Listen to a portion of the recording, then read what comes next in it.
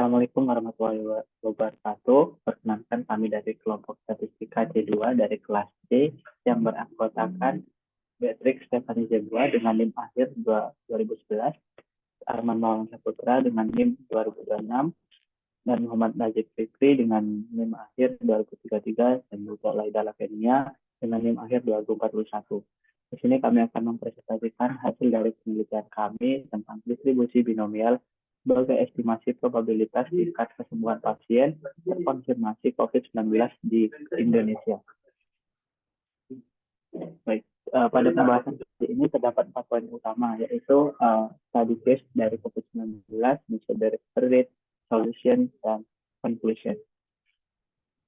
Terdapat 2 abstrak dari penelitian kami. Yang pertama yaitu COVID-19 dikenal sebagai coronavirus disease 2019 adalah penyakit yang disebabkan oleh virus SARS-CoV-2. Pandemi ini telah menimbulkan dampak global yang signifikan di berbagai aspek kehidupan, termasuk kesehatan masyarakat, ekonomi, dan sosial. Peneliti berupaya melakukan penelitian untuk mengidentifikasi pola yang terkait dengan kesembuhan pasien COVID-19. Yang kedua, peneliti mengusulkan menggunakan distribusi binomial sebagai solusi untuk memprediksi probabilitas tingkat kesembuhan pasien COVID-19 berdasarkan data resmi pemerintah yang meliputi jumlah kasus aktif, pasien sembuh, dan pasien meninggal.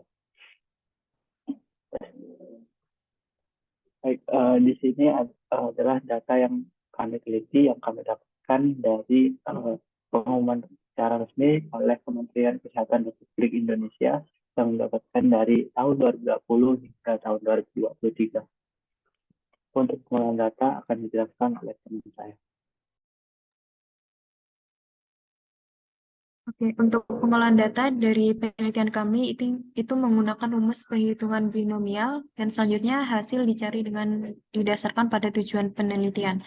Dan tercatat dari tahun 2020 hingga tahun 2023 itu terdapat 6.500.681 pasien yang dinyatakan sembuh dari COVID-19 dengan N atau kasus aktifnya itu sebesar 6.747.363, dan orang yang sembuh itu sebesar 6.580.681.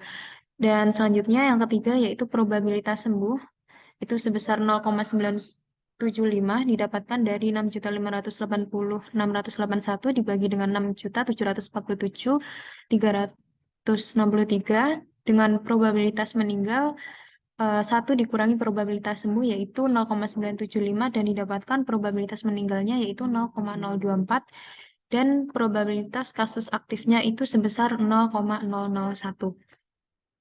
Next. Dan selanjutnya kita merumuskan hipotesis dalam penelitian kita. Yang pertama, jumlah sampel yang kecil dengan nilai probabilitas yang besar akan meningkatkan probabilitas kesuksesan yang akan diperoleh. Yang kedua, jika N besar dengan P sangat kecil, maka probabilitas nilai X akan sulit dihitung. Next.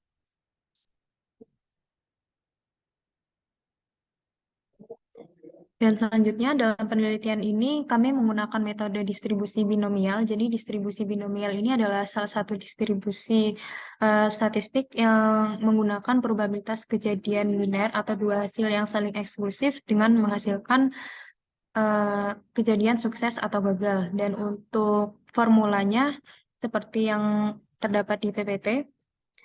Dan penelitian ini menggunakan data yang diperoleh dari situs resmi Pemerintah Republik Indonesia yang menyediakan data kasus COVID-19 sejak tahun 2020, dan data yang kami kumpulkan itu meliputi jumlah kasus aktif, total pasien yang sembuh, dan total pasien yang meninggal. Instrumen penelitian ini melibatkan pengumpulan data dari tanggal awal penelitian hingga tanggal akhir yang relevan. Next.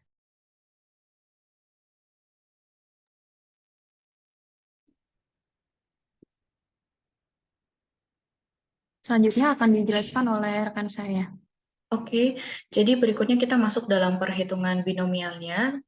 Untuk sampelnya kita ambil 20 dari populasi 6 juta tadi, kemudian probabilitas X-nya kita ambil indeks ke-0 sampai indeks ke-20, kemudian ada untuk kategori sembuh, kelas meninggal, dan kelas kasus aktif dengan nilai probabilitas yang sudah terdefinisikan masing-masing di awal. Nah, ketika kita perhatikan, kesimpulan yang dapat kita lihat pada tabel hasil distribusi binomial dengan N sampel sama dengan 20 adalah untuk nilai nilai X dari sampel 20 yang sangat besar, yaitu dengan X sama dengan 20, akan memiliki nilai probabilitas kesuksesan yaitu sebesar 60%, dibandingkan dengan nilai X sama dengan 0 dari sampel N sama dengan 20 sebesar 0%. Nah, ini disebabkan karena ketika kita lihat di awal, dari daftar populasi sekitar 6 juta tadi, ada 6 juta juga yang sembuh. Itu artinya dari hampir keseluruhan data atau indeks yang mendekati indeks terakhir, dia memiliki probabilitas sembuh yang sangat tinggi. Apabila diimplementasikan kepada sampel yang jauh lebih kecil dengan nilai X yang mendekati nilai sampelnya, dia akan memiliki probabilitas sukses dengan menggunakan probabilitas sembuh yang tinggi, maka akan mendapatkan kesuksesan yang tinggi juga. Kita lihat di sini nilai probabilitas yang sangat tinggi di sini adalah kelas sembuh, yaitu sebesar 97%. Artinya, ketika kita mengimplementasikan ke sampel atau jumlah orang yang kecil dengan menggunakan probabilitas sembuh yang tinggi seperti ini, dapat disimpulkan bahwa hampir keseluruhan pasien atau hampir dari sampel tersebut sudah pasti sembuh. Bahasanya seperti itu dibandingkan dengan ketika meninggal. Kalau kita lihat di sini, jika X sama dengan 0 dengan sampel N sama dengan 20, itu sebesar 61%. Dan kasus aktif dengan probabilitas 0,001 untuk X sama dengan 0 didapati sebesar 98%. Artinya untuk X sama dengan 0, atau jika ada kejadian 0 atau tidak ada kejadian meninggal, itu probabilitas meninggalnya sangat tinggi. Dan akan sangat tidak mungkin ada kasus yang aktif gitu. Untuk X sama dengan 2, itu dapat kita simpulkan jika terjadi kejadian dari 20 orang atau 20 sampel hanya terdapat 1 orang atau hanya terdapat 2 orang, jika ada yang meninggal dengan 2 orang, itu kemungkinannya sebesar 7%. Dengan kasus aktif sebesar 0,0 atau 0% seperti itu. Nah, berbeda dengan ketika jumlah pasiennya 20, kemudian yang diharapkan adalah 20 ke 20 orang itu semua sembuh, maka probabilitas kesuksesannya atau orang itu dapat dikatakan sembuh dari 20 orang itu adalah sebesar 60%. Nah, ini dipengaruhi oleh probabilitas yang sudah didefinisikan di awal, dikarenakan nilai kelas dari sembuh itu memiliki probabilitas yang sangat tinggi dibandingkan kelas meninggal dan kelas kasus aktif. Nah, ketika kita lihat di tabel yang sebelah kiri, di sini ada kita membuat variasi N atau sampelnya dengan X tertentu. Ketika kita lihat, kalau 20 pasien saja dan 20 orangnya itu juga sembuh, maka kita coba implementasikan dengan N-nya kita perkecil lagi, kemudian nilai X-nya mendekati nilai N, yaitu sebesar 11%, orang itu pasti dinyatakan sembuh. Dan 0% dan kasus aktif serta kasus meninggal itu hampir tidak ada. Artinya 4 orang secara sekaligus atau 5 orang secara sekaligus pasti kemungkinan mereka itu akan sembuh. Dibandingkan dengan ketika N-nya sama dengan 15, jumlah kejadiannya adalah 1 atau dari 15 orang hanya terdapat 1 orang yang sembuh, itu sangat tidak mungkin. Tetapi kalau dari 15 terdapat 1 orang yang meninggal atau 1 dengan kasus aktif, itu masih ada kemungkinannya, yaitu sebesar 25% dan sebesar 1%. Kemudian kita bisa next ke frekuensi kumulatif untuk distribusi binomial yang akan dijelaskan oleh rekan kami, yaitu Najib. Dipersilakan. Baik, mungkin sekarang saya mencoba untuk menjelaskan mengenai distribusi binomial kumulatif, berbeda seperti distribusi binomial sebelumnya. Di distribusi binomial kumulatif ini kita akan menjumlahkan probabilitas semua hasil yang mungkin hingga jumlah keberhasilan yang diinginkan. Semisal di sini kita ingin mencari probabilitas binomial kumulatif dengan X sama dengan 2 dan N sama dengan 20, semisal di kelas meninggal. Di sini kita akan mencari terlebih dahulu untuk X sama dengan 0 dan X sama dengan 1, lalu X sama dengan 2, lalu kita akan jumlahkan. Sehingga kita akan dapatkan hasil 98,82%. dan seterusnya untuk tiap baris yang ada di tabel kiri. Lalu di sisi kanan di sini kita bisa lihat grafik untuk distribusi binomial kumulatif dengan legend yang warna hijau untuk kasus sembuh dan warna hitam untuk kasus meninggal dan untuk warna orange untuk kasus aktif.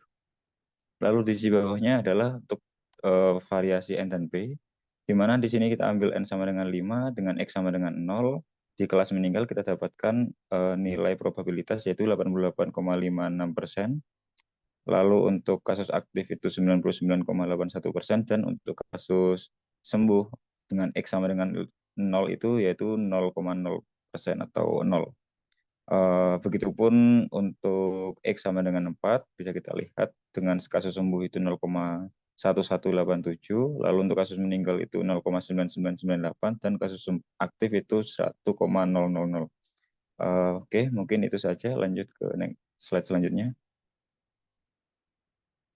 Jadi untuk kesimpulan yang didapat dari hasil penelitian kelompok C2, yaitu didapat bahwa distribusi binomial dapat digunakan untuk mengestimasi tingkat kesembuhan suatu penyakit dengan memodelkan jumlah keberhasilan pada jumlah sampel N dari jumlah populasi N. Jumlah sampel yang kecil dan nilai probabilitas yang besar akan meningkatkan probabilitas kesuksesan yang akan diperoleh. Dan yang terakhir yaitu jika N besar dengan P sangat kecil, maka probabilitas nilai X akan sangat sulit untuk dihitung. Jadi mungkin itu saja yang dapat kami sampaikan. Jika ada kurangnya, mohon maaf. Sekian. Wassalamualaikum warahmatullahi wabarakatuh.